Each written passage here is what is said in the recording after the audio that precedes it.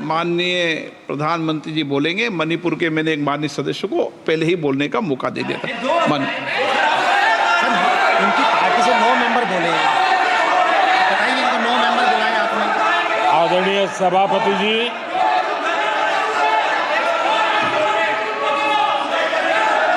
मैं राष्ट्रपति जी के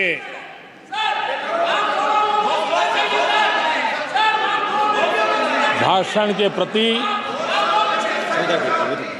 आभार व्यक्त करने के लिए उपस्थित हुआ हूं।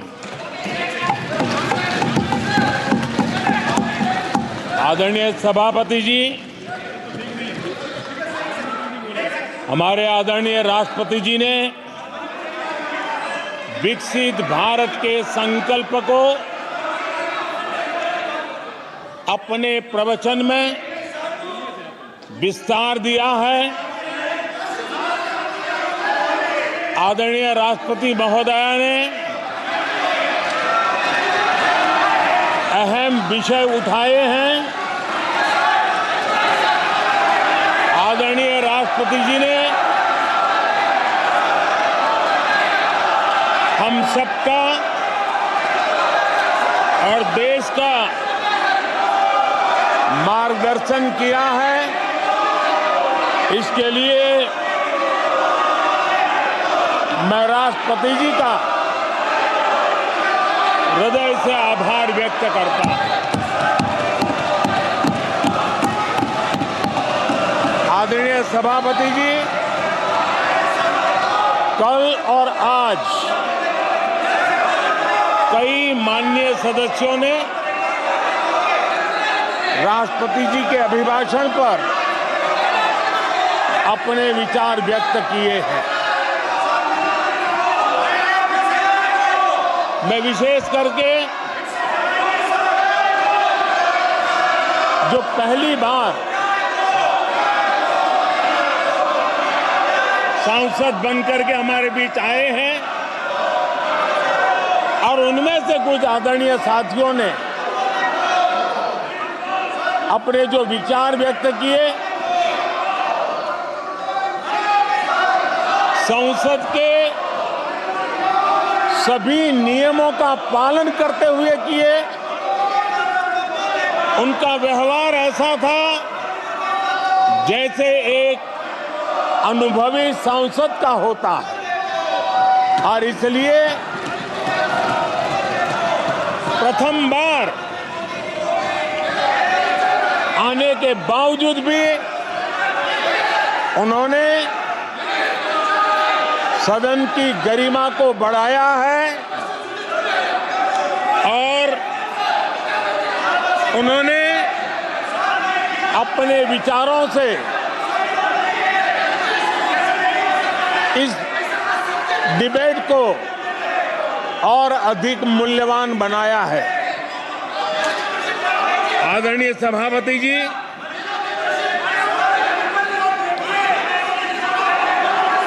देश ने एक सफल चुनाव अभियान को पार करते हुए विश्व को दिखा दिया है कि ये दुनिया का सबसे बड़ा चुनाव अभियान था। देश की जनता ने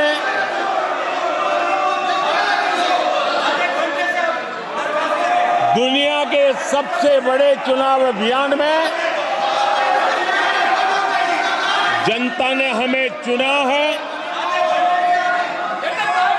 और आदरणीय सभापति जी,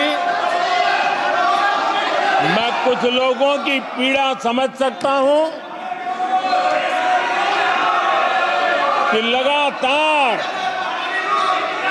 झूठ चलाने के बावजूद भी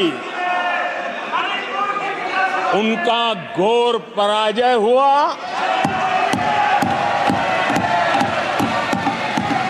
और लोकतंत्र के माननीय प्रतिपक्ष के नेता ये शोभा नहीं देता। आपको पर्याप्त समय पर्याप्त अवसर दिया है, ये शोभा नहीं देता।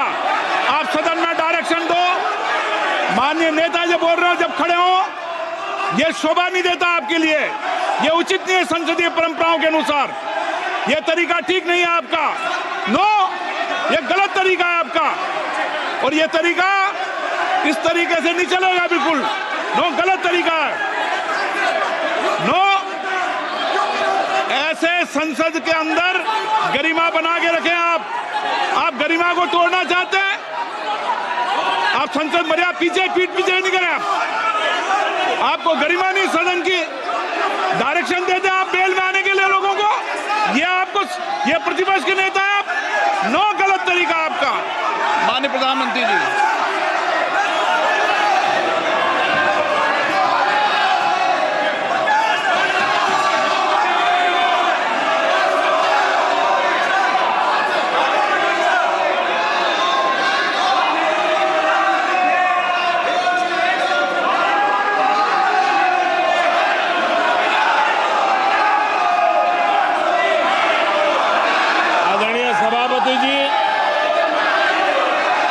विश्व का सबसे बड़ा चुनाव अभियान, और उसमें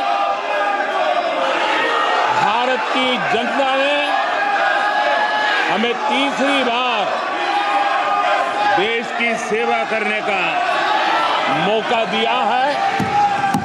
ये अपने आप में लोकतांत्रिक विश्व के लिए बहुत ही महत्वपूर्ण घटना है, बहुत ही गौरवपूर्ण घटना है। आदरणीय सभापति जी, हमें हर कसौटी पर कसने के बाद देश की जनता ने ये जनादेश दिया है।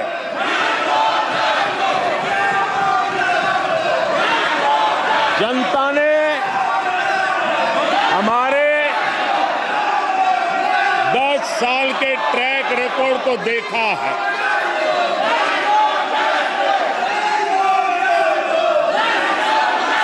जनता ने देखा है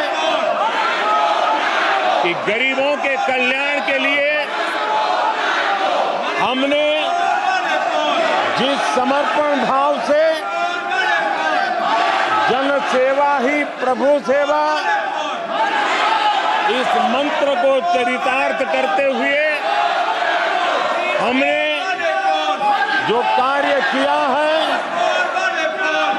उसके कारण 10 साल में 25 करोड़ गरीब गरीबी से बाहर निकले। देश की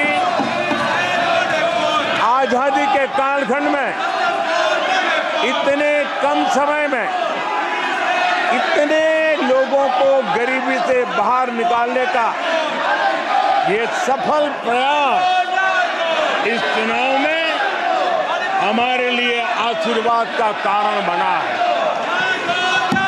आदरणीय सभापति जी, हम 2014 में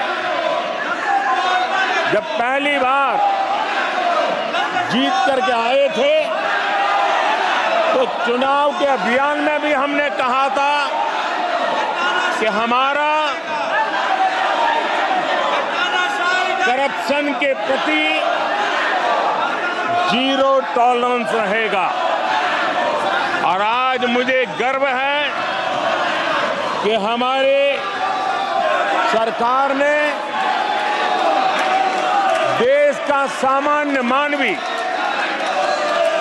जो करप्शन के कारण पीड़ित है,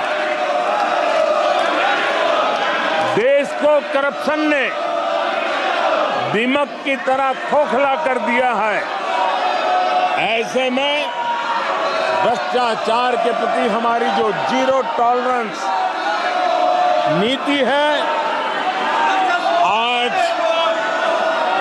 देश ने हमें उसके लिए आशीर्वाद दिया है। आदरणीय सभापति जी, आज दुनिया भर में भारत की साख बढ़ी है। आज विश्व में भारत का गौरव हो रहा है और भारत के तरफ देखने का नजरिया भी एक गौरवपूर्ण नजरिया हर भारतवासी अनुभव करता है। आदरणीय सभापति जी, देश की जनता ने देखा है कि हमारा एकमात्र लक्ष्य नेशन फर्स्ट है, भारत सर्वप्रथम है। हमारे हर नीति, हमारे हर निर्णय, हमारे हर कार्य का एक ही तराजू रहा है कि भारत प्रथम, और भारत की इस प्रथम की भावना के साथ देश में जो आवश्यक रिफॉर्म थे उस रिफॉर्म को भी हमने लगातार जारी रखा है। 10 वर्ष में हमारी सरकार सबका साथ, सबका विकास इस मंत्र को लेकर के लगातार देश के सभी लोगों का कल्याण करने का प्रयास करती रही है। आदरणीय सभापति जी, हम उस सिद्धांतों को समर्पित है जिसमें भारत के संविधान के स्पिरिट के अनुसार सर्वपंथ संभाव, उस विचार को सर्वोपरि रखते हुए हमने देश की सेवा करने का प्रयास किया। आदरणीय सभापति जी, इस देश ने लंबे अरसे तक तुष्टीकरण की राजनीति भी देखी। इस देश ने लंबे अरसे तक तुष्टीकरण का, गवर्नेंस का मॉडल भी देखा। देश ने पहली बार सेक्युलरिज्म का एक पूरा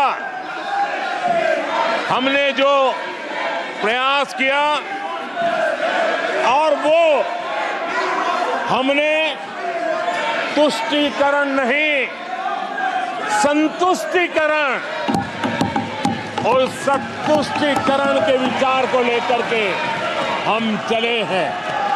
और जब हम संतुष्टीकरण की बात करते हैं तो इसका मतलब है कि हर योजना का सैचुरेशन, गवर्नेंस की आखिरी व्यक्ति तक पहुंचने की हमारी जो संकल्पना है, इसको परिपूर्ण करना।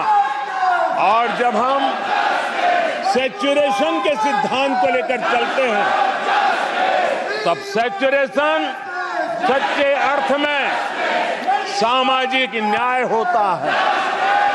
सैचुरेशन सच्चे अर्थ में सेक्युलरिज्म होता है, और उसी को देश की जनता ने हमें तीसरी बार बिठा करके मोहर लगा दी है।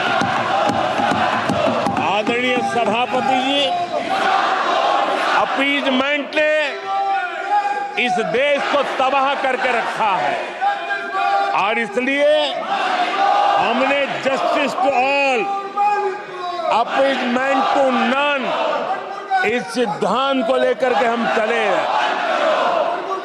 आदरणीय सभापति जी, 10 साल के हमारे कार्य को देखने परखने के बाद भारत की जनता ने हमारा समर्थन किया है। आदरणीय सभापति जी, हमें फिर एक बार 140 करोड़ देशवासियों की सेवा करने का मौका मिला है। आदरणीय सभापति जी, इस चुनाव ने इस बात को सिद्ध किया है कि भारत की जनता कितनी परिपक्व है। भारत की जनता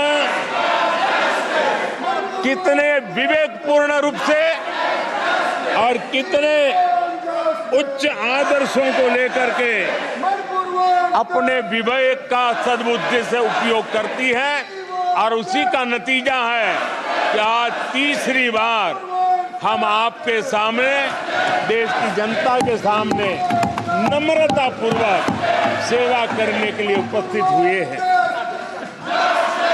आदरणीय सभापति जी, देश की जनता ने हमारी नीतियों को देखा है, हमारी नियत, हमारी निष्ठा, उस पर देश की जनता ने भरोसा किया है। आदरणीय सभापति जी, इस चुनाव में हम जनता के बीच एक बड़े संकल्प के साथ देश की जनता के पास आशीर्वाद मांगने के लिए गए थे और हमने आशीर्वाद मांगा था विकसित भारत के हमारे संकल्प के लिए।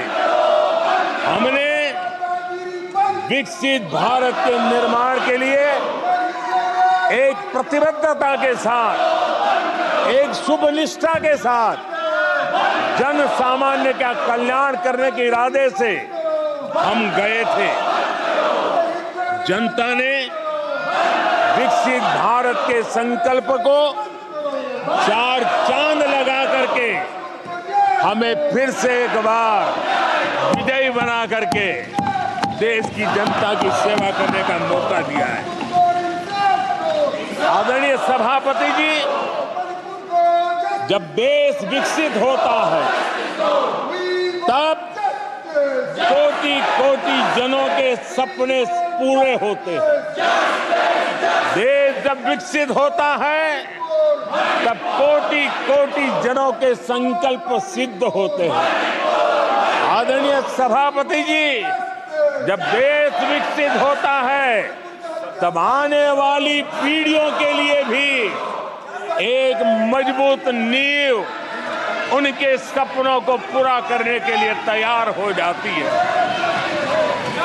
आदरणीय सभापति जी, विकसित भारत का सीधा सीधा लाभ हमारे देश के नागरिकों की गरिमा, हमारे देश के नागरिकों के क्वालिटी ऑफ लाइफ में सुधार, ये स्वाभाविक हमें विकसित भारत होने से देश के कोटि कोटि जनों के भाग्य में आता है।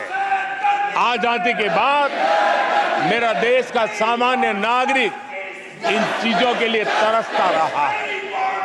आदरणीय सभापति जी, जब विकसित भारत होता है तब हमारे गांव की स्थिति, हमारे शहरों की स्थिति, उसमें भी बहुत बड़ा सुधार होता है। गांव के जीवन में गौरव भी होता है, गरिमा भी होती है और विकास के नए नए अवसर भी होते हैं। हमारे शहरों का विकास भी एक अवसर के रूप में विकसित भारत में उभरता है, तब दुनिया की विकास यात्रा में भारत के शहर भी बराबरी करेंगे, ये हमारा सपना है। आदरणीय सभापति जी, विकसित भारत का मतलब होता है कोटि कोटि नागरिकों को कोटि कोटि अवसर उपलब्ध होते हैं, अनेक अनेक अवसर उपलब्ध होते हैं और वो अपने कौशल्य, अपनी क्षमता और संसाधनों के अनुसार विकास की नई सीमाओं को प्राप्त कर सकता है। आदरणीय सभापति जी,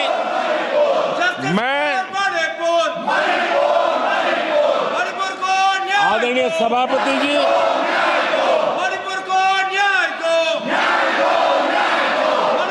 आदरणीय सभापति जी, मैं आज आपके माध्यम से देशवासियों को विश्वास दिलाता हूं,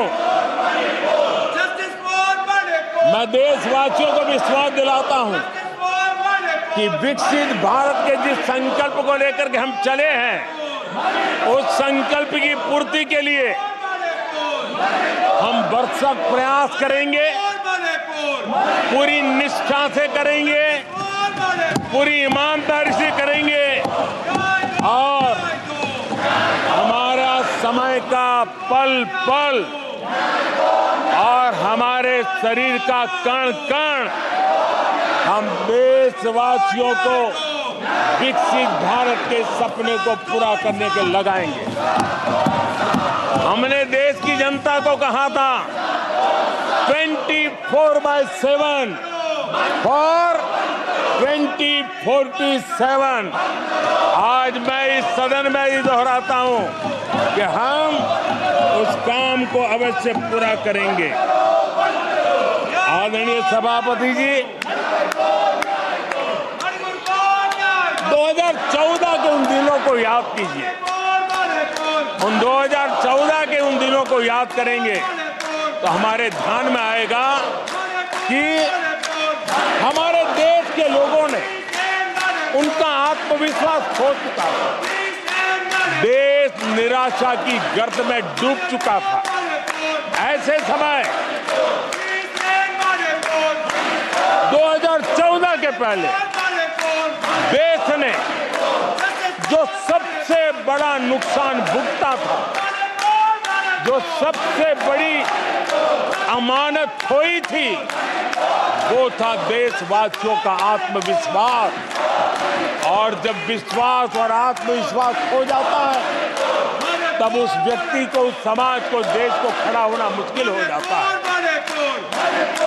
और उस समय सामान्य मानवी के मुंह से यही निकलता था कि वो इस देश का कुछ हो नहीं सकता। उस समय हर जगह पे ये 7 शब्द सुनाई देते थे, इस देश का कुछ नहीं हो सकता। यही शब्द 2014 के पहले सुनाई देते थे।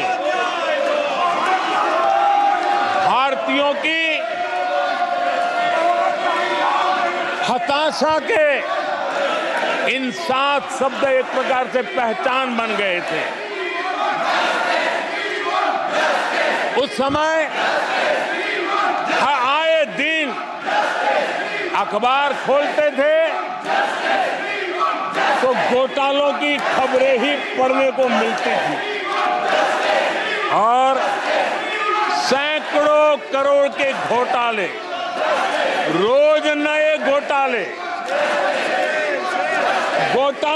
घोटालों से स्पर्धा, ये घोटालेबाज लोगों के घोटाले, इसी का एक कालखंड था।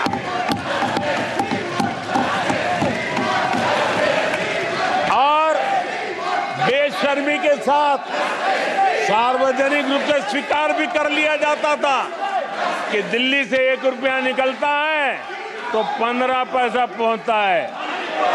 1 रुपये में 85 पैसे का घोटाला। इस घोटालों की दुनिया ने देश को निराशा की गर्त में डुबो दिया था। पॉलिसी पैरालिसिस था, फ्रेजाइल 5 में पहुंच चुके थे। भाई भतीजावाद इतना फैला हुआ था कि जिसके लिए सामान्य नौजवान तो आशा छोड़ चुका था कि अगर कोई सिफारिश करने वाला नहीं है तो जिंदगी अटक जाएगी। ये स्थिति पैदा हुई थी। गरीब को घर लेना हो, हजारों रुपए की रिश्वत देनी पड़ती थी। आदरणीय सभापति जी, अरे गैस के कनेक्शन के लिए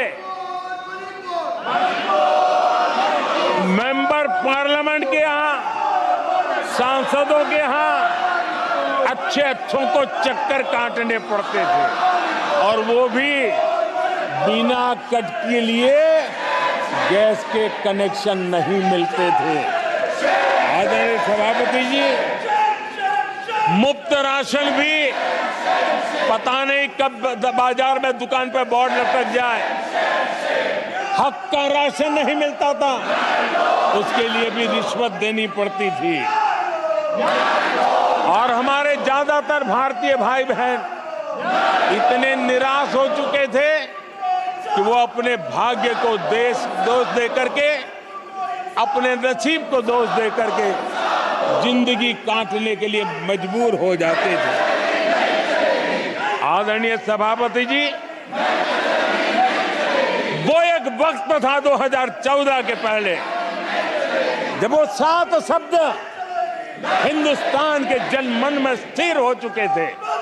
निराशा की गर्त में डूबा हुआ समाज था। तब देश की जनता ने हमें सेवा करने के लिए चुना और वो पल देश के परिवर्तित युग का प्रारंभ हो चुका था। और 10 साल में मैं कहूंगा मेरी सरकार की अनेक सफलताएं हैं, अनेक सिद्धियां हैं, लेकिन एक सिद्धि जिसने हर सिद्धियों में भी जोर भर दिया, ताकत भर दी, वो थी देश निराशा की गर्त में से निकल करके आशा और विश्वास के साथ खड़ा हो गया। देश में आत्मविश्वास बुलंदी पर पहुंचा और उसके कारण वो सब वक्त का जो शब्द थे देश की युवा पीढ़ी की डिक्शनरी से निकलने लगे। धीरे धीरे देश के मन में स्थिर हो गया। जो 2014 से पहले कहते थे कुछ नहीं हो सकता, वो कहने लगे तब इस देश में सब कुछ हो सकता है, इस देश में सब कुछ संभव है। ये विश्वास जताने का काम किया हमने। जब हमने सबसे पहले तेज 5G रोल आउट हमने दिखाया, आज देश कहने लगा तीव्र गति से 5G का रोल आउट होना। देश गौरव से कहने लगा भारत कुछ भी कर सकता है। आदरणीय सभापति जी, वो एक जमाना था जब कोयले घोटाले में बड़ों के हाथ काले हो चुके थे। आज कोयले का सर्वाधिक उत्पाद, सर्वाधिक प्रोडक्शन, आज कोल प्रोडक्शन के विक्रम हुए हैं और इसी के कारण देश अब कहने लगा है अब भारत कुछ भी कर सकता है। आदरणीय सभापति जी, वो एक समय था 2014 के पहले जब फोन बैंकिंग करके बड़े बड़े बैंक घोटाले किए जा रहे थे। अपनी पर्सनल प्रॉपर्टी की तरह बैंक का खजाना लूट लिया गया था। आदरणीय सभापति जी, 2014 के बाद नीतियों में परिवर्तन, निर्णयों में गति, निष्ठा, प्रामाणिकता की, और उसी का परिणाम है दुनिया की अच्छी बैंकों में आज भारत की बैंकों का स्थान बन गया। आज भारत की बैंक सर्वाधिक मुनाफा करने वाली बैंक बन गई और लोगों की सेवा करने की जगह। आदरणीय सभापति जी, 2014 के पहले वो भी एक वक्त था कि जब आतंकी आकर के जी चाहे वहां, जब चाहे वहां हमला कर सकते थे। 2014 के बाद स्थिति ये बनी कि जब वहां उस समय 14 के पहले निर्दोष लोग मारे जाते थे, हिंदुस्तान के कोने कोने को टारगेट किया जाता था और सरकारें चुपचाप बैठी रहती थी, मुंह तक खोलने को तैयार नहीं थी। आज 2014 के बाद का हिंदुस्तान घर में घुसकर मारता है, सर्जिकल स्ट्राइक करता है, एयर स्ट्राइक करता है और आतंकवाद के आकाओं को भी सबक सिखाने का सामर्थ्य दिखा दिया है।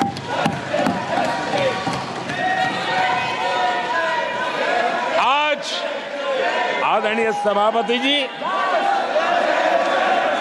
देश का एक एक नागरिक जानता है कि अपनी सुरक्षा के लिए भारत कुछ भी कर सकता है। आदरणीय सभापति जी, आर्टिकल 370 इसकी पूजा करने के वाले लोगों ने वोट बैंक की राजनीति का हथियार बनाने वालों ने 370 को उसने जम्मू कश्मीर का जो हालात कर दिए थे, वहां के लोगों के अधिकार छीन लिए थे। भारत का संविधान जम्मू की कश्मीर की सीमा में प्रवेश नहीं कर सकता था और यहां संविधान सर पे रख करके नाचने वाले लोग संविधान को जम्मू कश्मीर में लागू करने का हौसला नहीं रखते, बाबा साहब अम्बेडकर का अपमान किया करते। और 370 का वो जमाना था, सेनाओं पर पत्थर चलते थे और लोग निराशा में डूब करके कहते थे अब तो जम्मू कश्मीर में कोई हो नहीं सकता है। आज आर्टिकल 370 की दीवार गिरी, पत्थरबाजी बंद है, लोकतंत्र मजबूत है और लोग बढ़ चढ़ करके भारत के संविधान में भरोसा करते हुए, भारत के तिरंगे झंडे पर भरोसा करते हुए, भारत के लोकतंत्र में भरोसा करते हुए बढ़ चढ़ करके मतदान करने के लिए आगे आ रहे हैं। ये साफ साफ दिखाई देता है। आदरणीय सभापति जी, 140 करोड़ देशवासियों में ये विश्वास पैदा होना,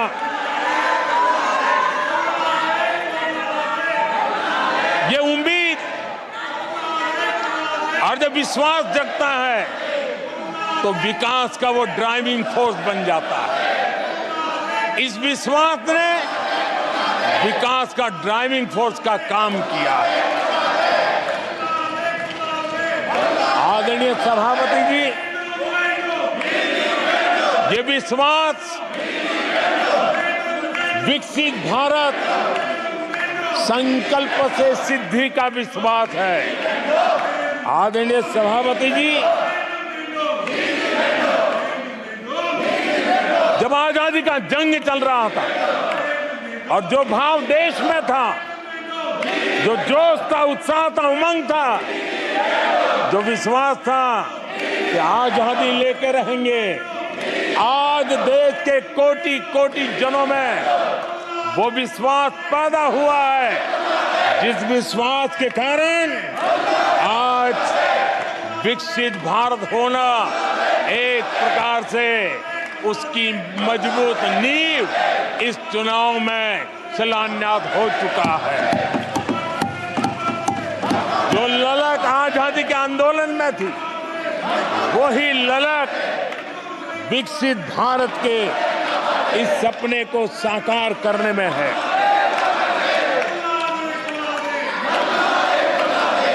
आदरणीय सभापति जी, आज भारत के लक्ष्य बहुत विराट है और आज भारत को एक ऐसी स्थिति पे 10 साल में पहुंचा है कि हमें खुद से ही स्पर्धा करनी है, हमें ही अपने पुराने रिकॉर्ड तोड़ने हैं और नेक्स्ट लेवल पर हमें हमारी विकास की यात्रा को ले जाना है। 10 वर्षों में भारत विकास की जिस ऊंचाई पर पहुंचा है वो हमारी प्रतिस्पर्धा का एक मार्ग बन चुका है, एक बेंचमार्क बन चुका है। पिछले 10 साल में हमने जो स्पीड पकड़ी है, अब हमारा मुकाबला उसी स्पीड को और ज्यादा स्पीड में ले जाने का है और मेरा विश्वास है देश की इच्छा को हम उसी गति से पूरा करेंगे। आदरणीय सभापति जी, हम हर सफलता को, हर सेक्टर को नेक्स्ट लेवल तक ले जाएंगे। आदरणीय सभापति जी, 10 सालों में भारत की इकोनॉमी को 10 साल के अल्पकाल में हम 10 नंबर से इकोनॉमी को 5 नंबर पे ले गए हैं। अब हम नेक्स्ट लेवल पर जाने के लिए जिस गति से निकले हैं, अब हम देश की इकोनॉमी को नंबर 3 पर ले जाएंगे। आदरणीय सभापति जी, 10 सालों में हमने भारत को मोबाइल फोन का बड़ा मैन्युफैक्चरर बना दिया, भारत को मोबाइल फोन का बड़ा एक्सपोर्टर बना दिया। अब यही काम इस हमारे टेन्योर में सेमीकंडक्टर और अन्य सेक्टर्स में हम करने जा रहे हैं। दुनिया के महत्वपूर्ण कामों में जो चिप्स काम में आएगी, वो चिप्स मेरे भारत की मिट्टी में तैयार हुई होगी, मेरे भारत के नौजवानों की बुद्धि का परिणाम होगा, मेरे भारत के नौजवानों के परिश्रम का परिणाम होगा। ये विश्वास हमारे भीतर है। आदरणीय सभापति जी, हम आधुनिक भारत की तरफ भी जाएंगे, हम विकास की नई ऊंचाइयों को, लेकिन हमारी जड़ें जमीन से जुड़ी रहेगी, हमारे पैर देश के जन सामान्य की जिंदगी से जुड़े रहेंगे और हम 4 करोड़ गरीबों के घर बना चुके हैं। आने वाले इस टेन्योर में तेज गति से 3 करोड़ और घर बना करके इस देश में किसी को भी घर के बिना रहना ना पड़े, ये हम देखेंगे। आदरणीय सभापति जी, 10 साल में विमेन सेल्फ हेल्प ग्रुप में हमने देश की कोटि-कोटि बहनों को एंटरप्रेन्योर के क्षेत्र में एक बहुत सफलतापूर्वक हमने आगे बढ़े हैं। अब हमने उसको नेक्स्ट लेवल पे ले जाने वाले हैं। अब हमारे विमेन सेल्फ हेल्प ग्रुप में जो बहनें काम कर रही हैं, उनकी आर्थिक गतिविधि इतनी बढ़ाना चाहते हैं, उसका इतना विस्तार करना चाहते हैं कि हम बहुत कम समय में 3 करोड़ ऐसी बहनों को लखपति दीदी बनाने का संकल्प लेकर के चलने वाले। आदरणीय सभापति जी, मैंने पहले भी कहा है, आज मैं फिर से दोहराऊं, हमारी तीसरी टर्म में इसका मतलब है हम 3 गुना स्पीड से काम करेंगे। हमारी तीसरी टर्म का मतलब है हम 3 गुना शक्ति लगाएंगे। हमारी तीसरी टर्म का मतलब है हम देशवासियों को 3 गुना परिणाम ला करके देंगे।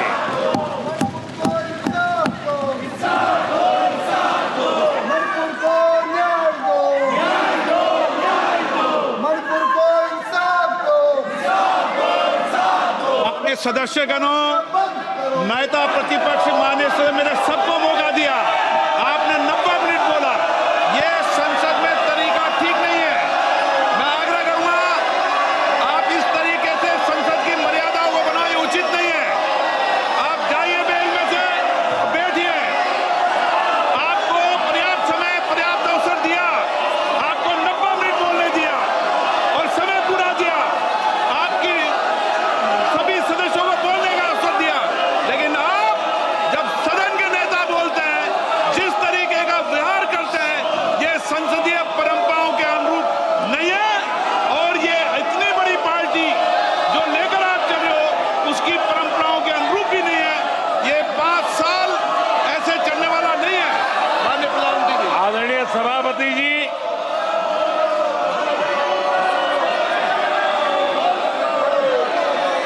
आदरणीय सभापति जी, एनडीए का तीसरी बार सरकार में आना एक ऐतिहासिक घटना है। आजादी के बाद ये सौभाग्य दूसरी बार इस देश में आया है और 60 साल के बाद आया है। इसका मतलब ये सिद्धि पाना कितना कठोर परिश्रम के बाद होता है, कितना अभूतपूर्व विश्वास संपादन होने के बाद होता है। ऐसे ही ये राजनीति के खेल से नहीं होता है। जनता जनार्दन की सेवा से प्राप्त आशीर्वाद से होता है। आदरणीय सभापति जी, जनता ने हमें स्थिरता और निरंतरता, इसके लिए जनादेश दिया। लोकसभा चुनाव के साथ ही आदरणीय सभापति जी, लोगों की नजर से यह चीजें जरा ओझल हो गई। लोकसभा के चुनाव के साथ साथ हमारे देश में 4 राज्यों के बीच चुनाव हुए और आदरणीय सभापति जी, इन चारों ही राज्यों में एनडीए ने अभूतपूर्व सफलता प्राप्त की है। अभूतपूर्व सफलता प्राप्त, हमने शानदार विजय प्राप्त की है। महाप्रभु जगन्नाथ जी की धरती उड़ीसा ने हमें भरपूर आशीर्वाद दिया है।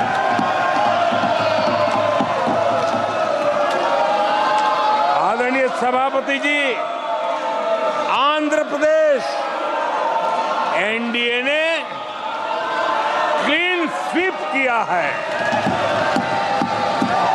सूक्ष्मदर्शक यंत्र में भी ये नजर नहीं आते हैं। आदरणीय सभापति जी, अरुणाचल प्रदेश हम फिर एक बार सरकार बनाई है। सिक्किम में एनडीए ने फिर एक बार सरकार बनाई है। अभी 6 महीने पहले ही आदरणीय सभापति जी, आपका होम स्टेट राजस्थान, मध्य प्रदेश और छत्तीसगढ़ में हमने प्रचंड विजय पाया है।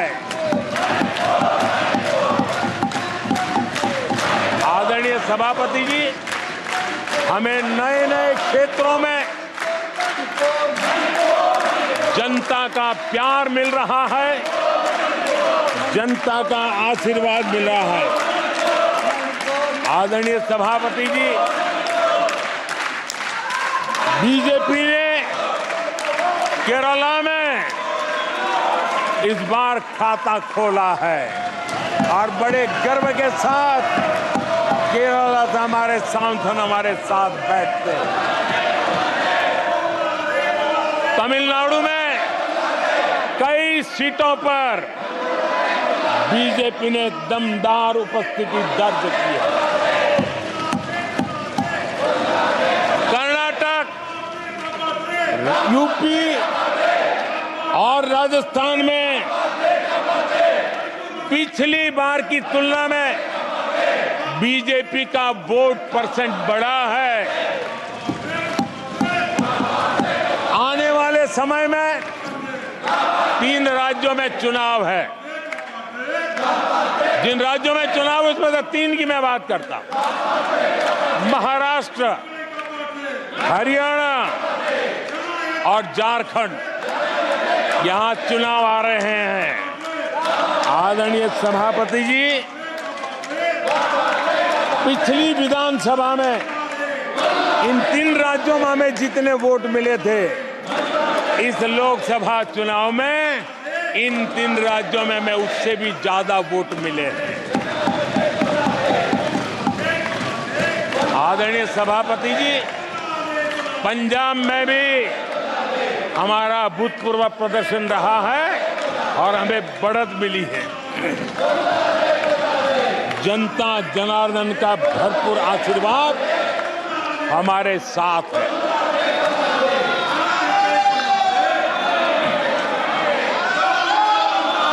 आदरणीय सभापति जी, 24 के चुनाव में कांग्रेस के लिए भी इस देश की जनता ने जनादेश दिया है और इस देश की जनादेश है कि आप वहीं बैठिए,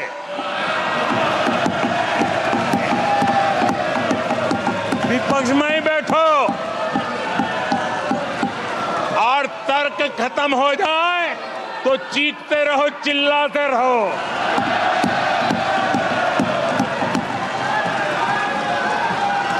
आदरणीय सभापति जी,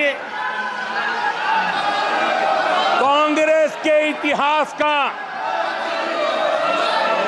ये पहला मौका है जब लगातार 3 बार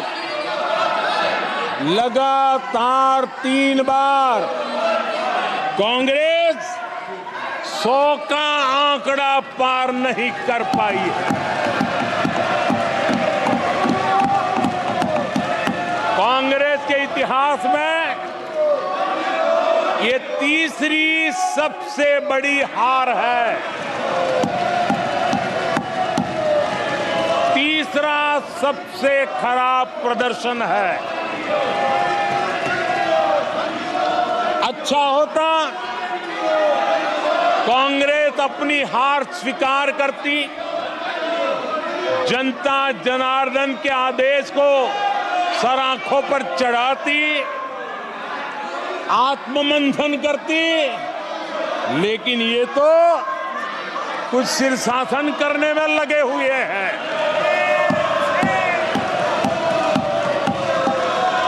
और कांग्रेस और उसकी इकोसिस्टम दिन रात बिजली जला करके हिंदुस्तान के नागरिकों के मन में ये प्रस्थापित करने की कोशिश कर रहे हैं कि उन्होंने हमें हरा दिया है। आदरणीय सभापति जी, ऐसा क्यों हो रहा है, मैं जरा अपने सामान्य जीवन के अनुभव से बताता हूं। कोई छोटा बच्चा साइकिल लेके निकला है और अगर वो बच्चा गिर जाता है,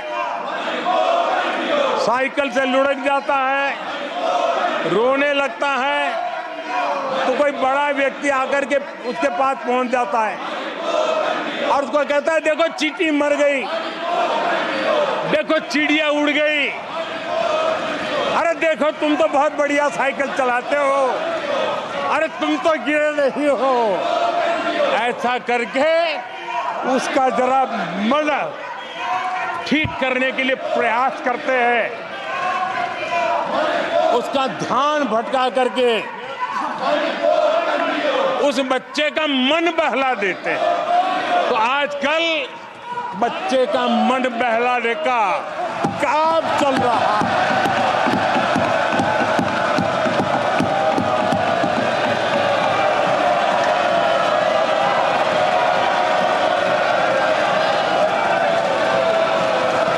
और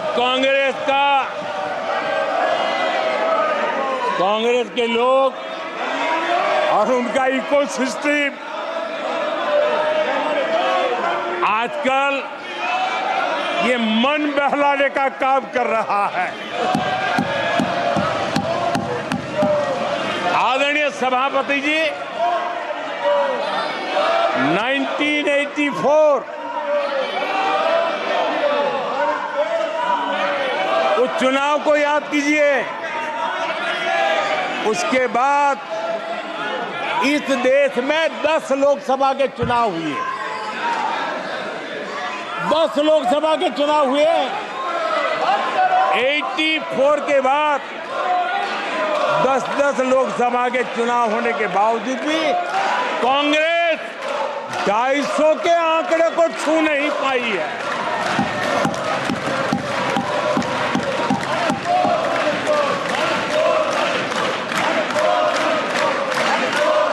इस बार किसी तरह 99 के चक्कर में फंसे गए हैं।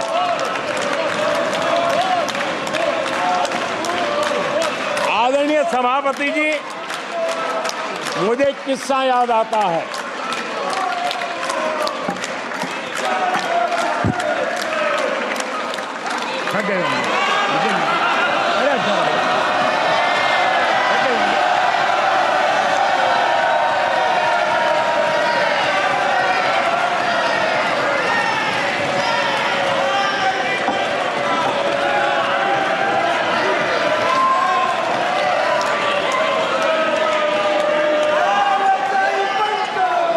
सभापति जी,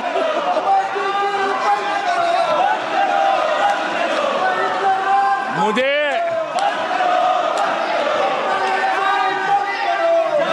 एक किस्सा याद आता है। आदरणीय सभापति जी, मुझे एक किस्सा याद आता है।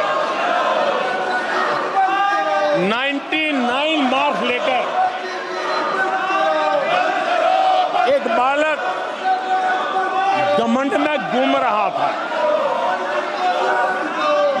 और देश सबको दिखाता था, देखो कितने ज्यादा मार्क्स आए हैं। तो लोग भी जब 99 सुनते थे तो शाबाशी देते थे, बहुत उसको हौसला बुलंद करते थे। तो फिर उनके टीचर आए कि भैया किस बात की मिठाई बांट रहे हो, ये 100 में से 99 नहीं लाया, ये तो 543 में से लाया है।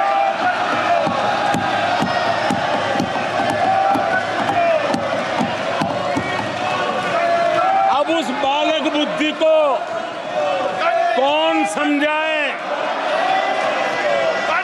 कि तुमने फेल होने का वर्ल्ड रिकॉर्ड बना दिया है।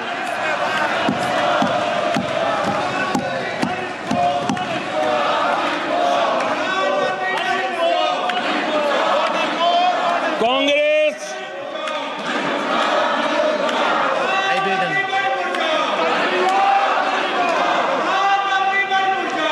आदरणीय सभापति जी,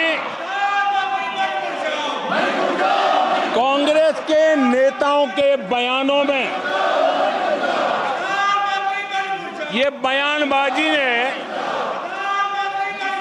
शोले फिल्म को भी पीछे छोड़ दिया है।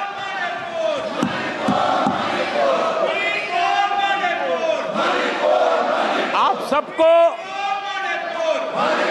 शोले फिल्म की वो मौसी जी याद होगी।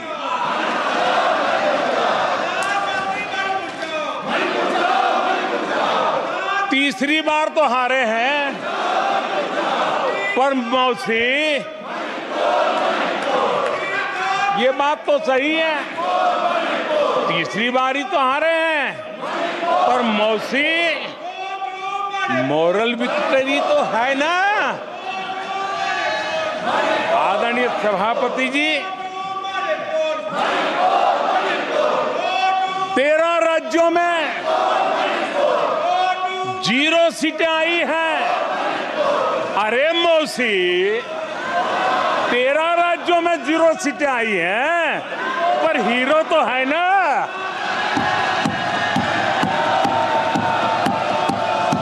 आदरणीय सभापति जी,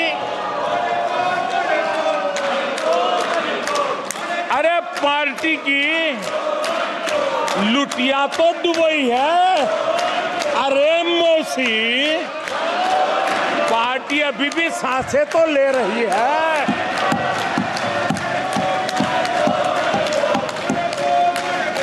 मैं कांग्रेस के लोगों को कहूंगा, जनादेश को फर्जी जीत के जश्न में मत दबाओ। जनादेश को फर्जी जीत के नशे में मत दबाओ, जश्न में मत दबाओ।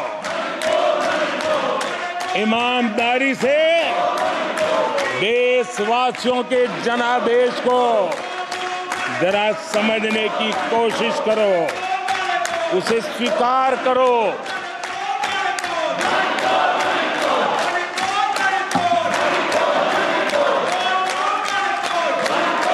आदरणीय सभापति जी,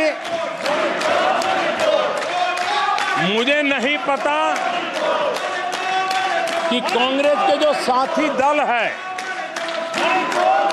उन्होंने इस चुनाव का विश्लेषण किया है कि नहीं किया है।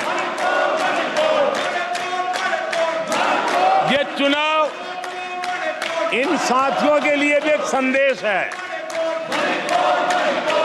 आदरणीय सभापति जी, अब कांग्रेस पार्टी 2024 से एक परजीवी कांग्रेस पार्टी के रूप से जानी जाएगी। 2024 से जो कांग्रेस है, वो परजीवी कांग्रेस है। और परजीवी वो होता है जो जिस शरीर पर उस शरीर के साथ रहता है, ये परजीवी उसी को ही खाता है। कांग्रेस भी जिस पार्टी के साथ गठबंधन करती है, उसी के वोट खा जाती है और अपनी सहयोगी पार्टी की कीमत पर वो फलती फूलती है। और इसलिए कांग्रेस परजीवी कांग्रेस बन चुकी है। मैं जब परजीवी कह रहा हूं तो तथ्यों के आधार पर कह रहा हूं। आदरणीय सभापति जी, मैं कुछ आंकड़े आपके माध्यम से सदन को और इस सदन के माध्यम से देश के सामने रखना चाहता हूं। जहां जहां भाजपा और कांग्रेस का सीधा मुकाबला था, या जहां कांग्रेस मेजर पार्टी थी और साथी के पास 1, 2, 3 सीटें थी, वहां कांग्रेस का स्ट्राइक रेट सिर्फ और सिर्फ 26% है, 26% है। लेकिन जहां किसी का पल्लू पकड़ करके चलते थे, जहां वो जूनियर पार्टनर थे, किसी दल ने उनको कुछ दे दिया मौका, ऐसे राज्यों में कांग्रेस जहां जूनियर पार्टनर थी, उनका स्ट्राइक रेट 50% है। और कांग्रेस की 99 सीटों में से ज्यादातर सीटें उनके सहयोगियों ने उनको जिताया है। और इसलिए मैं कहता हूं ये परजीवी कांग्रेस है। 16 राज्यों में जहां कांग्रेस अकेले लड़ी, वहां उसका वोट शेयर इस चुनाव में गिर चुका है। आदरणीय सभापति जी,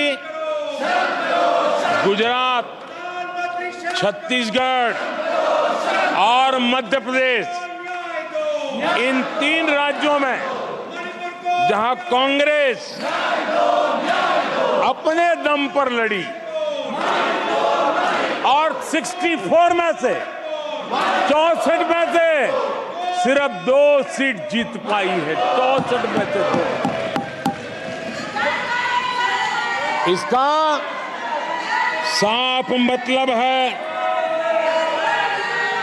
कि इस चुनाव में कांग्रेस पूरी तरह परजीवी बन चुकी और अपने सहयोगी दलों के कंधे पर उन्होंने चढ़ करके ये सीटों का आंकड़ा बढ़ाया है।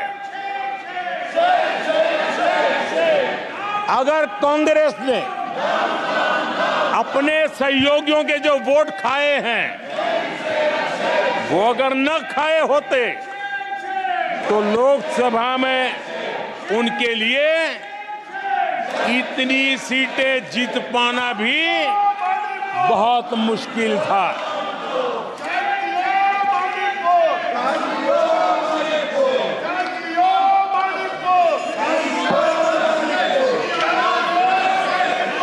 आदरणीय सभापति जी,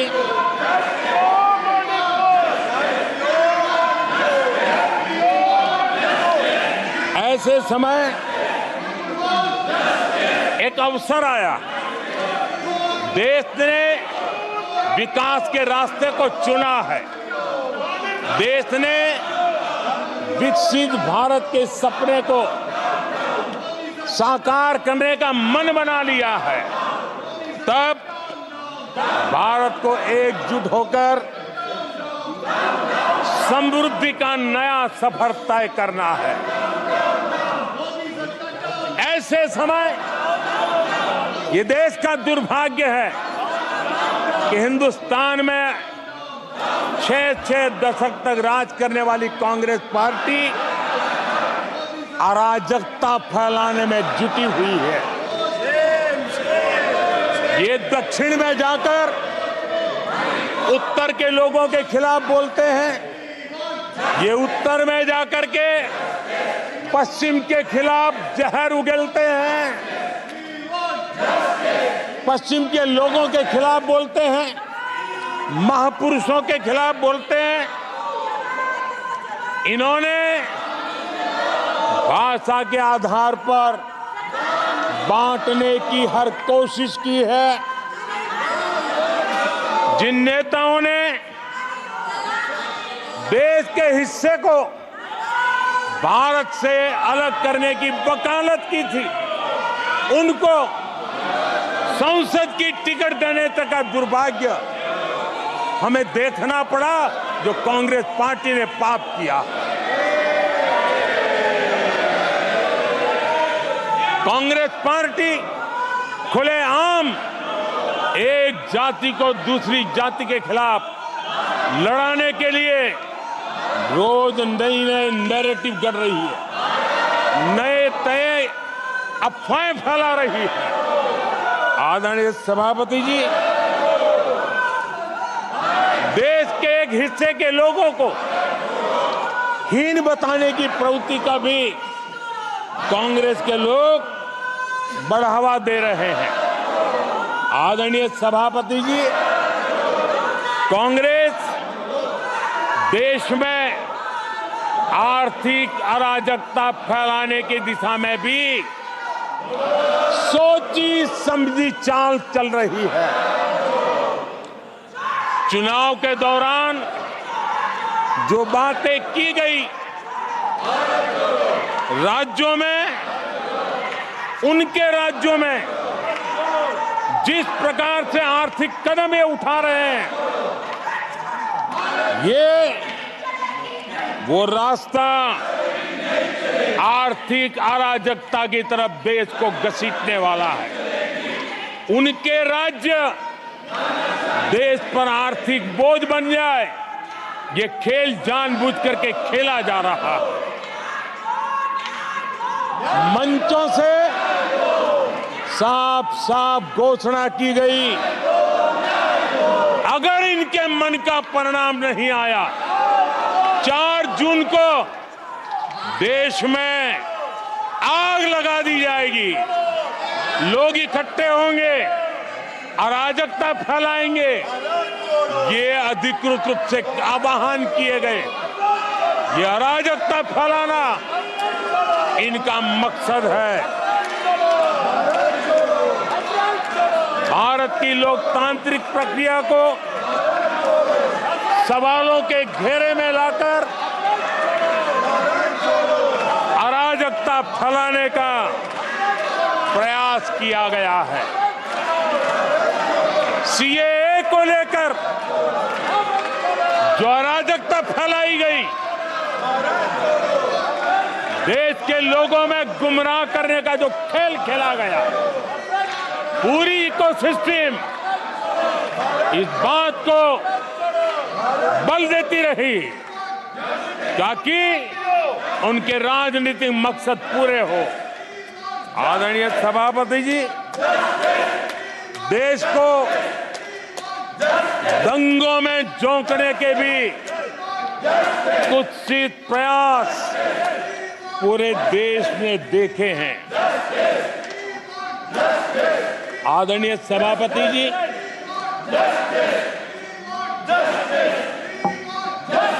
आजकल सिंपैथी गेन करने का एक नई ड्रामेबाजी शुरू की गई है, नया खेल खेला जा रहा है। मैं एक किस्सा सुनाता हूं। एक बच्चा स्कूल से आया और जोर जोर से रोने लगा और उसकी माँ भी डर गई, क्या हो गया, बहुत रोने लगा और फिर कहने लगा, माँ मुझे आज स्कूल में मारा गया, आज स्कूल में मुझे उसने मारा, आज स्कूल में मुझे इसने मारा, और जोरों जोरों से रोने लगा। माँ परेशान हो गई। उसने उसे पूछा कि बेटा बात क्या थी, लेकिन वो बता नहीं रहा था, बस रो रहा था, मुझे मारा मुझे मारा।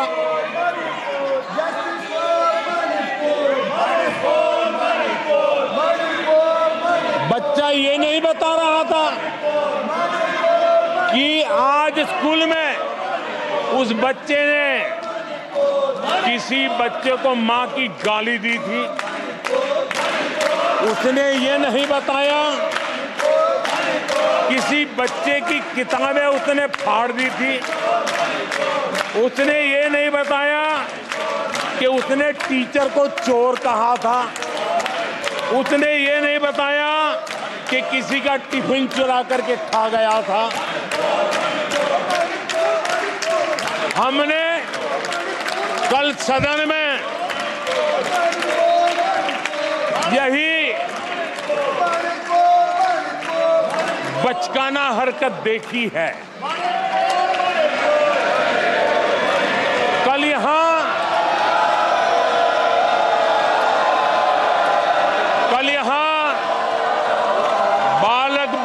का विलाप चल रहा था। मुझे मारा गया, मुझे इसने मारा, मुझे उसने मारा, मुझे यहां मारा, मुझे वहां मारा, ये चल रहा था। आदरणीय सभापति जी, सिंपैथी हासिल करने के लिए ये नया ड्रामा चलाया गया है, लेकिन देश ये सच्चाई जानते हैं कि ये हजारों करोड़ रुपए उसकी हेराफेरी के मामले में जमानत पर बाहर है।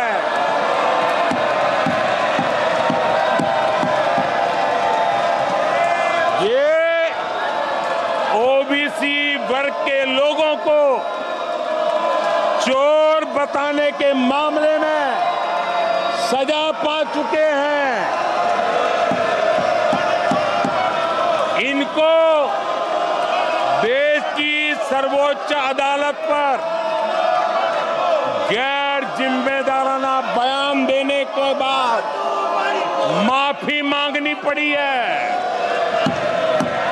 इन पर महान स्वातंत्र सेनानी वीर सावरकर जैसे महान व्यक्तित्व का अपमान करने का मुकदमा है। इन पर देश की सबसे बड़ी पार्टी के अध्यक्ष को हत्यारा कहने का मुकदमा चल रहा है। इन पर अनेक नेताओं, अधिकारियों, संस्थानों पर झूठ बोलने के गंभीर आरोप है और वो केस चल रहे हैं। आदरणीय सभापति जी, बालक बुद्धि में ना बोलने का ठिकाना होता है और न ही बालक बुद्धि में व्यवहार का कोई ठिकाना होता है। और जब ये बालक बुद्धि पूरी तरह सवार हो जाती है तो सदन में भी किसी के गले पड़ जाते हैं। ये बालक बुद्धि अपनी सीमाएं खो देती है तो सदन के अंदर बैठ करके आंखें मारते हैं, आंखें मारते हैं। इनकी सच्चाई आदरणीय सभापति जी अब पूरा देश समझ गया है। इसलिए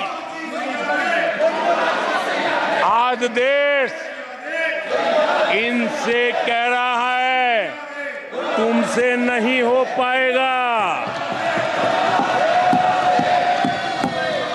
तुमसे ना हो पाएगा।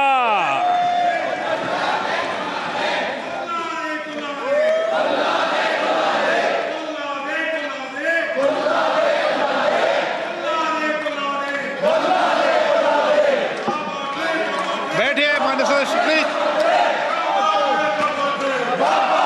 ये तरीका आदरणीय अध्यक्ष जी, तुलसीदास जी कह गए हैं अखिलेश जी, तुलसीदास जी कह गए हैं जूठई लेना जूठई देना, जूठई भोजन जूठई चबेना। तुलसीदास जी ने कहा है जूठई लेना जूठई देना, जूठई भोजन जूठई चबेना। कांग्रेस ने झूठ को राजनीति का हथियार बनाया। कांग्रेस के मुंह जूठ लग गया है। जैसे वो आदमखोर एनिमल होता है ना, जिसको लहू मुंह पे लग जाता है, वैसे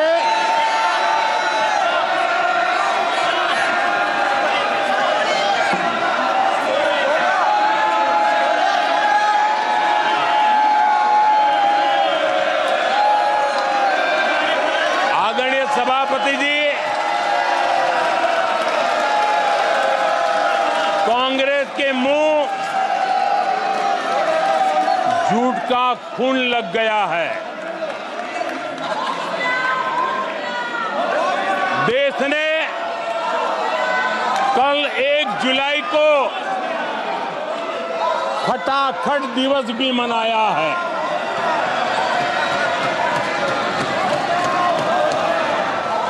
जुलाई को लोग अपने बैंक अकाउंट चेक कर रहे थे कि 8,500 रुपए आए कि नहीं आए। ये झूठ नैरेटिव का परिणाम देखिए। इसी चुनाव में कांग्रेस ने देशवासियों को गुमराह किया। माताओं बहनों को हर महीने 8,500 रुपये देने का झूठ। इन माताओं के बहनों के दिलों को जो चोट लगी है ना, वो श्राप बन करके ये कांग्रेस को तबाह करने वाली है। आदरणीय सभापति जी, ईवीएम को लेकर झूठ, संविधान को लेकर झूठ, आरक्षण को लेकर झूठ, उससे पहले राफेल को लेकर झूठ, HAL को लेकर के झूठ, LIC को लेकर के झूठ, बैंकों को लेकर झूठ, कर्मचारियों को भी भड़काने के प्रयास हुए। हौसला तो इतना बढ़ गया कि कल सदन को भी गुमराह करने का प्रयास हुआ। कल अग्निवीर को लेकर सदन में झूठ बोला गया। कल यहां भरपूर असत्य बोला गया कि MSP नहीं दिया जा रहा। अध्यक्ष जी, संविधान की गरिमा से खिलवाड़ ये सदन का दुर्भाग्य है। और अनेक बार लोकसभा में जीत करके आए लोग सदन की गरिमा के साथ खिलवाड़ करें, ये शोभा नहीं देता है। आदरणीय सभापति जी, जो दल 60 साल तक यहां बैठा है, जो सरकार के कामों को जानता है, जिसके पास अनुभवी नेताओं की श्रृंखला है, वे जब अराजकता के इस रास्ते पर चले जाएं, झूठ के रास्ते को चुन ले, तब देश गंभीर संकट की तरफ जा रहा है। इसका सबूत मिल रहा है। आदरणीय सभापति जी, सदन की गरिमा से खिलवाड़ ये हमारे संविधान निर्माताओं का अपमान है। इस देश के महापुरुषों का अपमान है। देश के लिए, आजादी के लिए बलिदान देने वाले वीर सपूतों का अपमान है। और इसलिए आदरणीय सभापति जी, मैं जानता हूं आप बहुत सहृदयी हैं, आप उदार मन के मालिक हैं। आप संकट के समय भी हल्की फुल्की मीठी मुस्कान के साथ चीजों को झेल लेते हैं। लेकिन आदरणीय सभापति जी, अब जो हो रहा है, कल जो हुआ है, वो गंभीरता से लिए बिना संसदीय लोकतंत्र को हम रक्षित नहीं कर पाएंगे। आदरणीय सभापति जी, इन हरकतों को बालक बुद्धि कह करके, बालक बुद्धि मान करके हम नजरअंदाज नहीं करना चाहिए, कतई नजरअंदाज नहीं करना चाहिए। और मैं इसलिए कह रहा हूं कि इसके पीछे इरादे नेक नहीं है, इरादे गंभीर खतरे के हैं। और मैं देशवासियों को भी जगाना चाहता हूं। आदरणीय सभापति जी, इन लोगों का झूठ हमारे देश के नागरिकों की विवेक बुद्धि पर आशंका व्यक्त करता है। उनका झूठ देश के सामान्य विवेक बुद्धि पर एक तमाचा मारने की निर्लज्ज हरकत है। आदरणीय सभापति जी, ये हरकतें देश की महान परंपराओं पर तमाचा है। आदरणीय सभापति जी, इस सदन की गरिमा बचाने का बहुत बड़ी जिम्मेदारी आप पर है।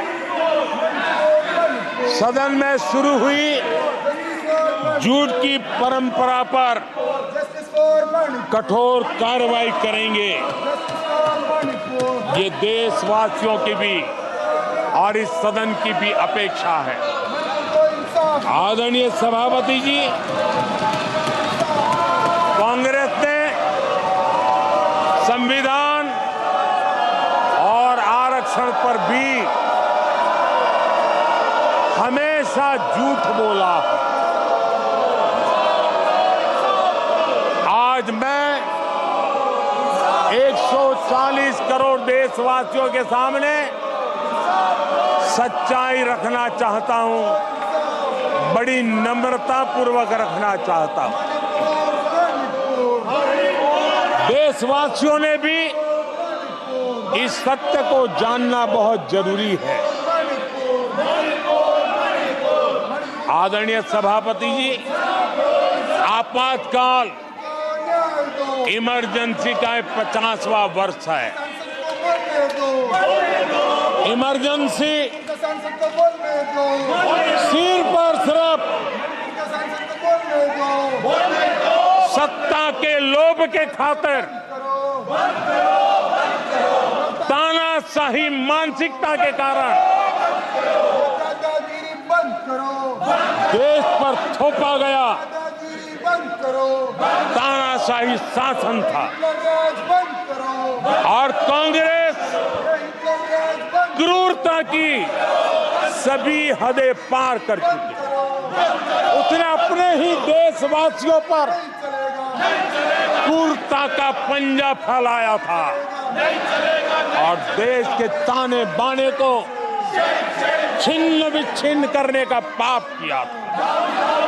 आदरणीय सभापति जी, सरकारों को गिराना, मीडिया को दबाना, हर कारनामे संविधान की भावना के खिलाफ, संविधान की धाराओं के खिलाफ, संविधान के एक एक शब्द के खिलाफ थे।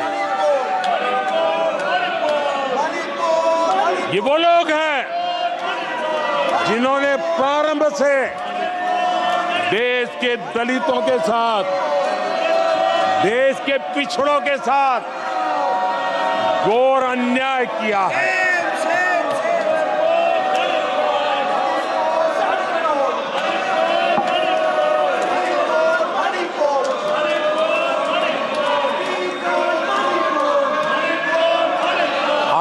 सभापति जी, और इसी कारण से बाबा साहब आम्बेडकर ने कांग्रेस की दलित विरोधी, पिछड़े विरोधी मानसिकता के कारण नेहरू जी की कैबिनेट से इस्तीफा दिया था। उन्होंने पर्दाफाश किया था कि कैसे नेहरू जी ने दलितों, पिछड़ों के साथ अन्याय किया और बाबा साहब आम्बेडकर ने कैबिनेट से इस्तीफा देते समय जो कारण बताए थे, वो कारण इनके चरित्र को दर्शाते हैं।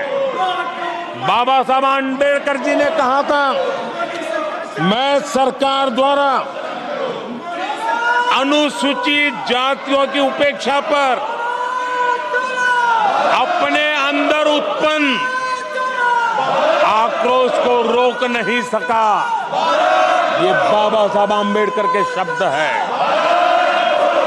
अनुसूचित जातियों की उपेक्षा, इसने बाबा साहब आम्बेडकर को आक्रोशित कर दिया। बाबा साहब के सीधे हमले के बाद नेहरू जी ने बाबा साहब आम्बेडकर का राजनीतिक जीवन खत्म करने के लिए पूरी ताकत लगा दी। आदरणीय सभापति जी, पहले षड्यंत्र पूर्वक बाबा साहब आम्बेडकर को चुनाव में हरवाया गया। आदरणीय सभापति जी, हराया इतना ही नहीं, उन्होंने बाबा साहब आम्बेडकर के इस पराजय की, उसका जश्न मनाया, खुशी मनाई और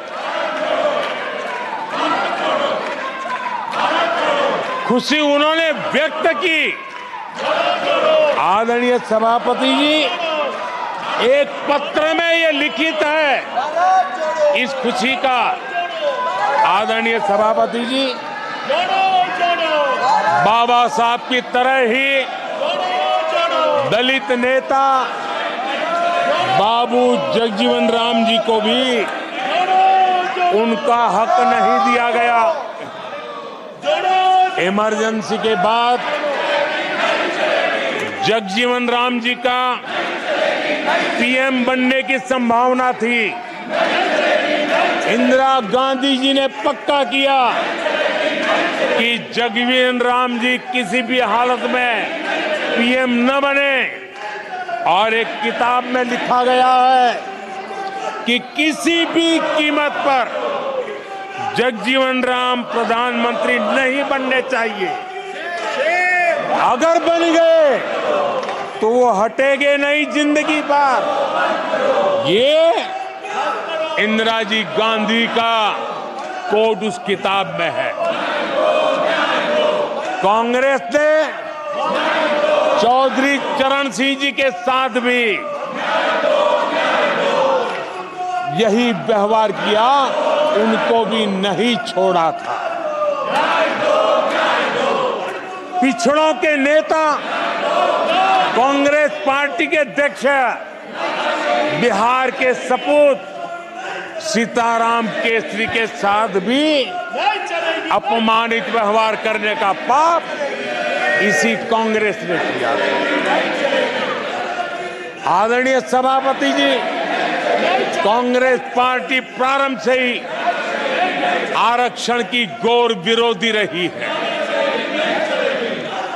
नेहरू जी ने तो मुख्यमंत्रियों को चिट्ठी लिख करके साफ साफ शब्दों में आरक्षण का विरोध किया था। कांग्रेस के एक प्रधानमंत्री श्रीमती इंदिरा गांधी जी ने मंडल कमीशन का रिपोर्ट ठंडे बक्से में सालों तक दबाए रखा था। आदरणीय सभापति जी, कांग्रेस पार्टी के तीसरे प्रधानमंत्री श्रीमान राजीव गांधी, और जब विपक्ष में थे उनका सबसे लंबा भाषण आरक्षण के खिलाफ था। वो आज भी संसद के रिकॉर्ड में उपलब्ध है। और इसलिए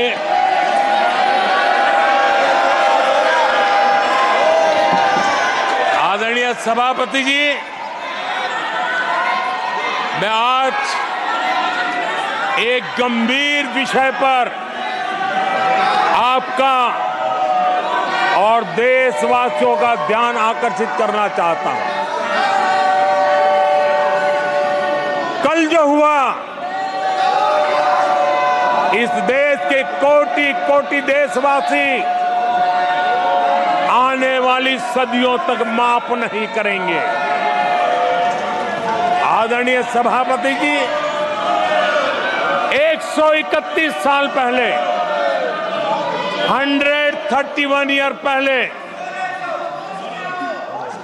स्वामी विवेकानंद जी ने शिकागो में कहा था, मुझे गर्व है कि मैं उस धर्म से आता हूं जिसने पूरी दुनिया को सहिष्णुता और वैश्विक स्वीकृति सिखाई है। 131 साल पहले हिंदू धर्म के लिए विवेकानंद जी ने अमेरिका के शिकागो में दुनिया के दिग्गजों के सामने कहा था। आदरणीय सभापति जी, हिंदू सहनशील है, हिंदू अपनत्व को लेकर के जीने वाला समूह है। इसी कारण भारत का लोकतंत्र, भारत की इतनी विविधताएं, उसका वैविध्य की विराटता आज उसी के कारण पनपी है और पनप रही है। आदरणीय सभापति जी, गंभीर बात है कि आज हिंदुओं पर झूठा आरोप लगाने की साजिश हो रही है, गंभीर षड्यंत्र हो रहा है।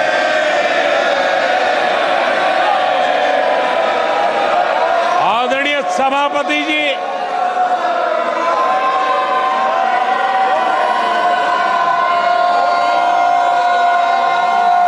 आदरणीय सभापति जी,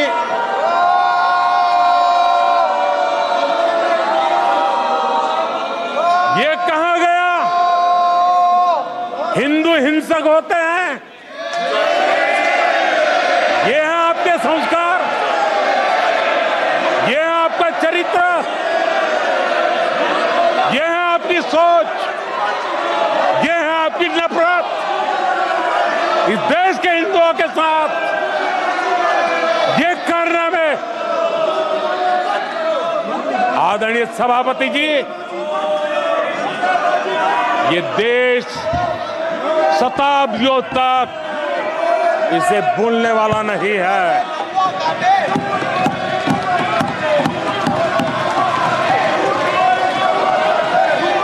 कुछ दिन पहले हिंदुओं में जो शक्ति की कल्पना है, उसके विनाश की घोषणा की गई थी। आप किस शक्ति की विनाश की बात करते हैं? ये देश सदियों से शक्ति का उपासक है। ये मेरा बंगाल मां दुर्गा की पूजा करता है, शक्ति की उपासना करता है। ये बंगाल मां काली की उपासना करता है, समर्पित भाव से करता है। आप उस शक्ति के विनाश की बातें करते हो। ये वो लोग हैं जिन्होंने हिंदू आतंकवाद ये शब्द गढ़ने की कोशिश की थी।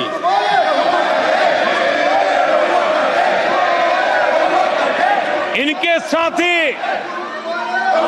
हिंदू धर्म को उसकी तुलना डेंगू, मलेरिया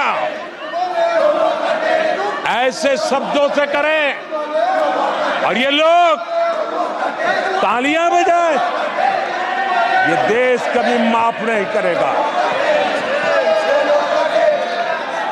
आदरणीय सभापति जी,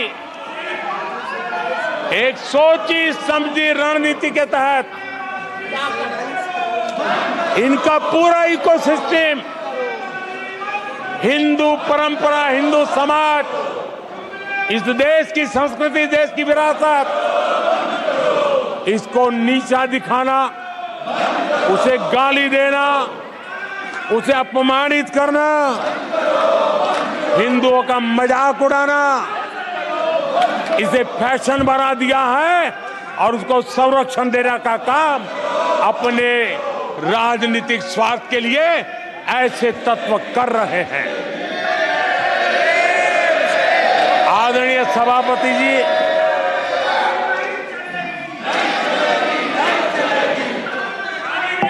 माननीय सदस्य प्लीज। आदरणीय सभापति जी,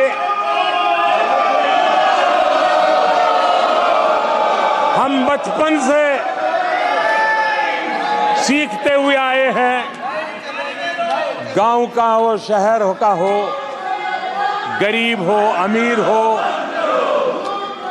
इस देश का हर बच्चा ये जानता है ईश्वर का हर रूप, आदरणीय सभापति जी, ईश्वर का हर रूप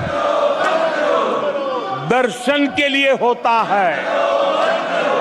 ईश्वर का कोई भी रूप निजी स्वार्थ के लिए, प्रदर्शन के लिए नहीं होता है। जिसके दर्शन होते हैं उसके प्रदर्शन नहीं होते हैं। आदरणीय सभापति जी, हमारे देवी देवताओं का अपमान 140 करोड़ देशवासियों के दिलों को गहरी चोट पहुंचा रहा है।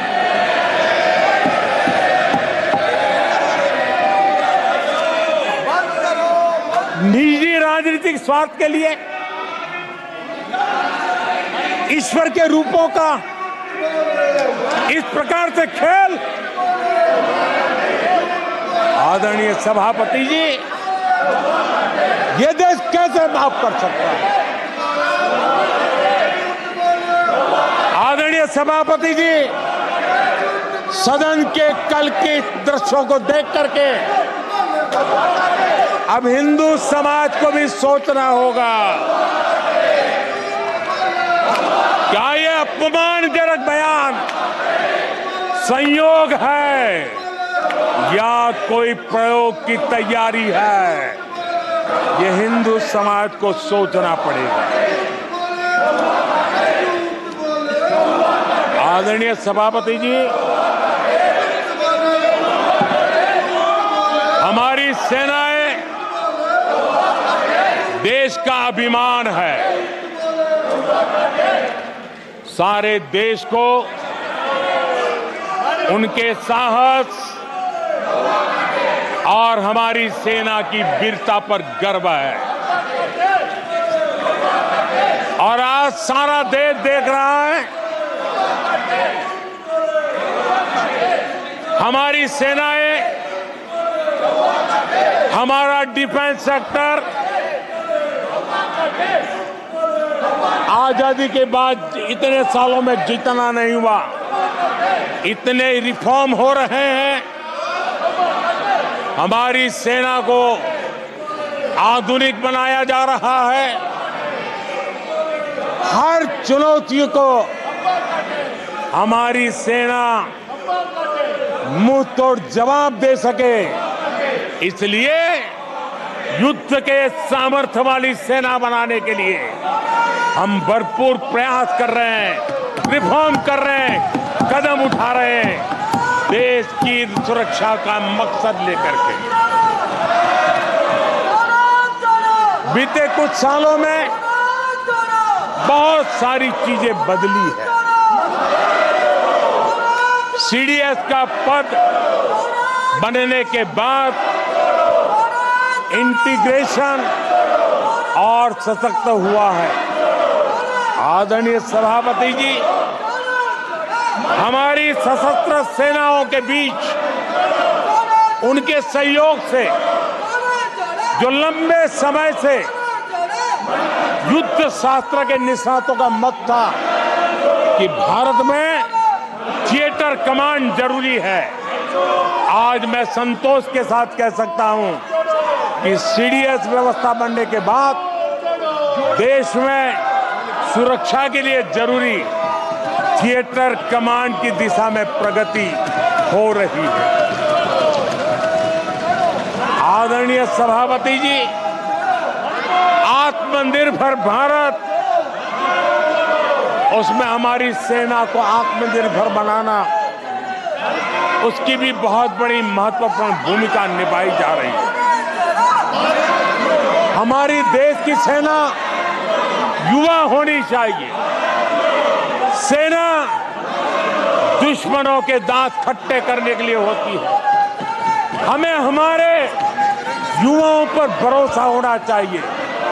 सेना में युवाओं की ताकत बढ़ानी चाहिए और इसलिए हम लगातार युद्ध योग्य सेना बनाने के लिए रिफॉर्म कर रहे हैं। समय पर रिफॉर्म न करने के कारण हमारी सेना का बहुत नुकसान हुआ है, लेकिन ये सार्वजनिक बातें कहने योग्य नहीं होने के कारण मैं मेरे मुंह को ताला लगा करके बैठा हूं। आदरणीय सभापति जी, देश की सुरक्षा एक गंभीर मसला होता है। आदरणीय सभापति जी, ऐसे रिफॉर्म्स का उद्देश्य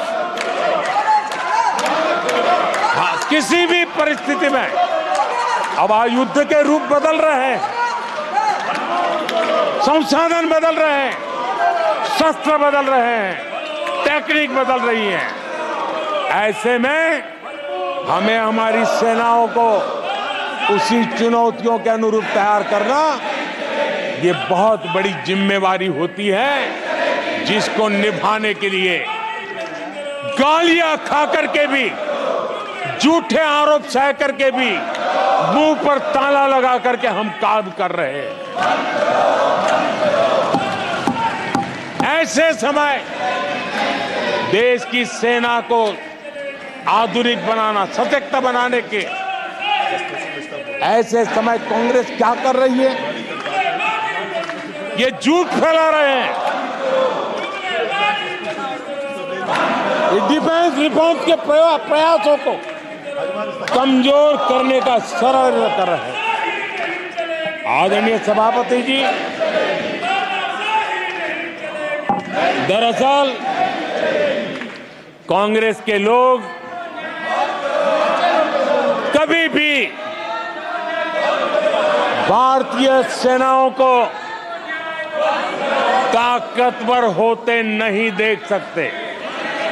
आदरणीय सभापति जी, कौन नहीं जानता कि नेहरू जी के समय देश की सेनाएं कितनी कमजोर होती थी। हमारी सेनाओं में कांग्रेस ने जो लाखों करोड़ों के घोटाले किए, वही तरीका था जिस तरीके ने देश की सेना को कमजोर किया है। कि देश की सेनाओं को कमजोर किया। जल हो, थल हो, नभ हो, सेना की हर आवश्यकता में इन्होंने, देश आजाद हुआ तब से भ्रष्टाचार की परंपरा बनाई। जीप घोटाला हो, पनडुब्बी घोटाला हो, बोफोर्स घोटाला हो, इन सारे घोटालों ने देश की सेना की ताकत को बढ़ने से रोका है। वो भी एक वक्त था आदरणीय सभापति जी, कांग्रेस के जमाने में हमारी सेनाओं के पास बुलेट प्रूफ जैकेट भी नहीं हुआ करते थे।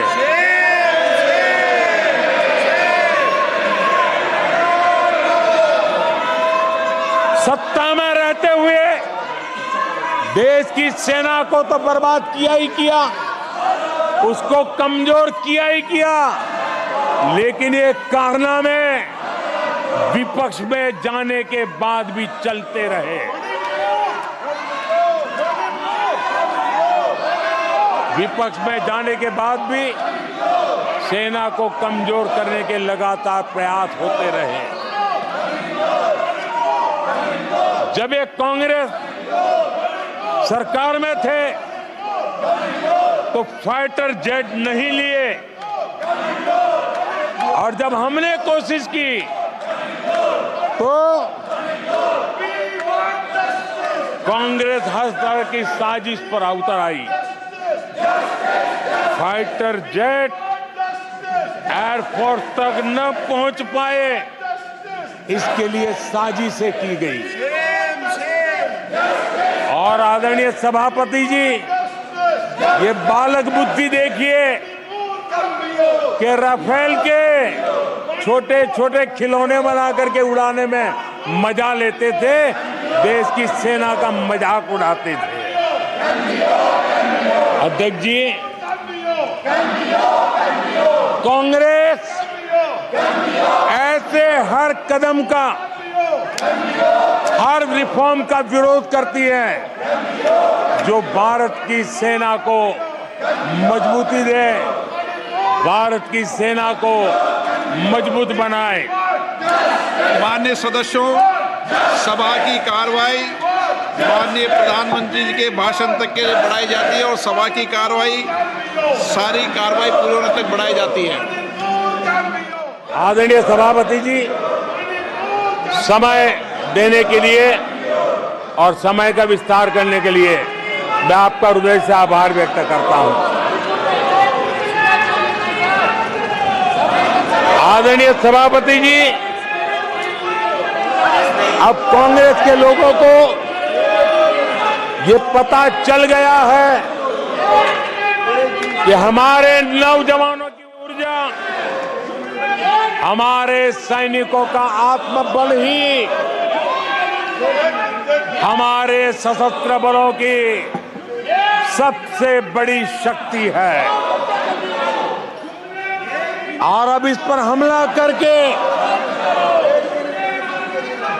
और एक नया तरीका सेना में भर्ती को लेकर सरासर झूठ फैलाया जा रहा है, ताकि लोग, मेरे देश के नौजवान मेरे देश की रक्षा करने के लिए सेना में न जाए, उनको रोकने के लिए षड्यंत्र हो रहा है। आदरणीय सभापति जी, मैं इस सदन के माध्यम से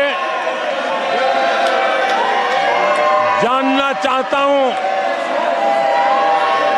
आखिर किसके लिए कांग्रेस हमारी सेनाओं को कमजोर करना चाहती है?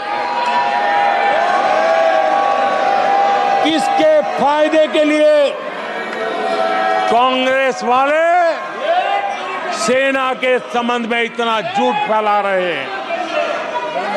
आदरणीय सभापति जी, वन रैंक वन पेंशन को लेकर के देश के शहीद जवानों को उनकी आंखों में धूल झोंकने का प्रयास किया गया। आदरणीय सभापति जी, हमारे देश में श्रीमती इंदिरा गांधी जी ने वन रैंक वन पेंशन की व्यवस्था को खत्म किया था। दशकों तक कांग्रेस ने वन रैंक वन पेंशन को लागू नहीं होने दिया और चुनाव जब आए तो 500 करोड़ रुपया दिखाकर निवृत्त सेना नायकों को मूर्ख बनाने की कोशिशें भी की गई, लेकिन उनका इरादा था हो सके उतना वन रैंक वन पेंशन को टालते रहना। एनडीए सरकार ने वन रैंक वन पेंशन लागू की और आदरणीय सभापति जी, भारत के पास संसाधन कितने ही सीमित क्यों न हो, लेकिन उसके बावजूद भी, कोरोना की कठिन लड़ाई के बावजूद भी 1,20,000 करोड़ रुपए हमारे पूर्व सैनिकों को वन रैंक वन पेंशन के रूप में दिए गए। सदस्य प्लीज, नो, ये तरीका ठीक नहीं है। नो, ये गलत तरीका, प्लीज। माननीय सदस्य, ये तरीका ठीक नहीं है। आप संसदीय परंपराओं का पालन करें। आदरणीय सभापति जी, आदरणीय राष्ट्रपति महोदय ने अपने उद्घोषण में पेपर लीक पर भी चिंता जताई है। मैं भी देश के हर विद्यार्थी को, देश के हर नौजवानों को कहूंगा कि सरकार ऐसी घटनाओं को रोकने के लिए अत्यंत गंभीर है और युद्ध स्तर पर हम अपनी जिम्मेवारियों को पूरा करने के लिए एक के बाद एक कदम उठा रहे हैं। युवाओं के भविष्य के साथ खिलवाड़ करने वालों को